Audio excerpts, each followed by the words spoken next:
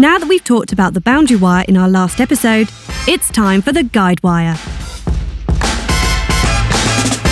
Because by its nature, the SILENO Minimo mows randomly, it is also possible to define additional mowing areas along the guide wire. That way, it's possible to guide the mower to remote parts of the garden or through narrow passages so that all of the areas can be mowed the way you want them to be.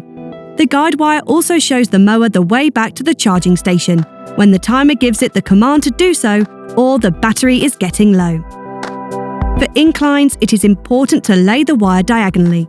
That way the mower can get up the hill without any problems. If the robot is supposed to mow or traverse a narrow corridor that it would otherwise rarely find on its own, the guide wire helps it get in. But let's start from the beginning. First, clip the guide wire into the channel provided. Run it straight forward at least 1 meter in front of the floor plate. Then, use the hooks to lay it to the point on the boundary wire where the connection is planned.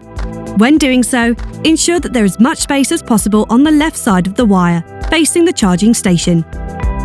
If possible, 135 centimeters or more.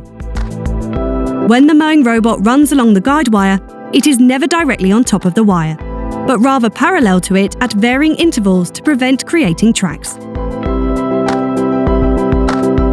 On the other side of the guide wire, a distance of at least 20 centimeters from the boundary cable must be maintained. This is especially important in narrow spaces, for example, in a tight driveway. If the robot is to regularly mow a narrow corridor, the start of the corridor must be defined as mowing area. Then activate Corridor Cut. The mowing robot then automatically switches to a zigzag pattern to ensure that it's up to the challenge.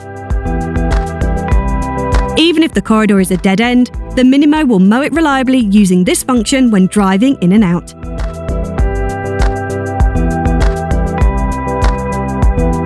Now we've laid the guide wire to the connection point. Here, cut the guide wire and separate the boundary wire at the loop. Then take the 3 ends and insert them into one of the holes in the white and blue connector until they stop and press them together.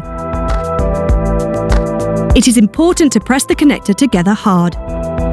Otherwise, it's possible that no connection is made. Then the charging station will blink. By the way, the connector is filled with grease so that it's weatherproof.